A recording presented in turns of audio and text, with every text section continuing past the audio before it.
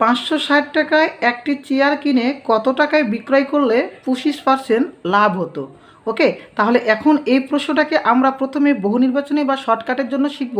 এখানে 25% লাভ মানে এখানে বিক্রয় মূল্য কত হয়, 125 টাকা হয়। ওকে, কারণ আমরা পার্সেন্ট থাকলে জানি যে সেটার ক্রয় মূল্য কত, পার্সেন্ট থাকলে আমরা ক্রয় মূল্য জানি 100, তাহলে 25% লাভে কী হবে, 100 সাথে 25 যোগ করলে 125, তাই না? তাহলে আমরা এখানে কি করব, এই যে টাকা থাকবে 560 এর সাথে 125 লিখবো, ভাগ হচ্ছে এখানে কত, ক্রয় মূল্য দ্বারা ভাগ করব।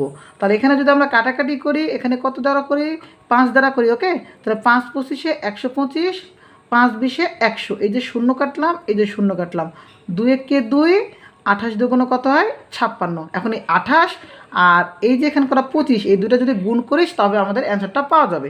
তাহলে আমরা 28 আর 25 যদি গুণ করি কত হবে, 5 40 শূন্য, হাত থাকলে কত, 4, 5 দুগুণ 10 আর 4 14, এই যে শূন্য বা ক্রস দেওয়া হয় এখানে, 8 দুগুণ 16 6, হাত থাকে 1, 2 দুগুণ 4 রাখে 5, এই যে শূন্য, 4 6 10 শূন্য, হাত থাকে 1, 6 রাখে 7, উত্তর কত হলো আমাদের 700, অর্থাৎ উত্তরটা কত আমাদের 700। ওকে, তো এই অঙ্কটাকে আমরা এবার বেসিক সহকারে শিখব।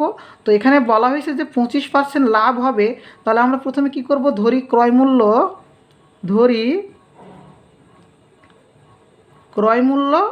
100 টাকা, তাহলে 25% লাভে বিক্রয় মূল্য, 25% লাভে বিক্রয় মূল্য কত হবে, 100 যোগ 25, তাহলে 125 টাকা। এটা কি পাইলাম আমরা,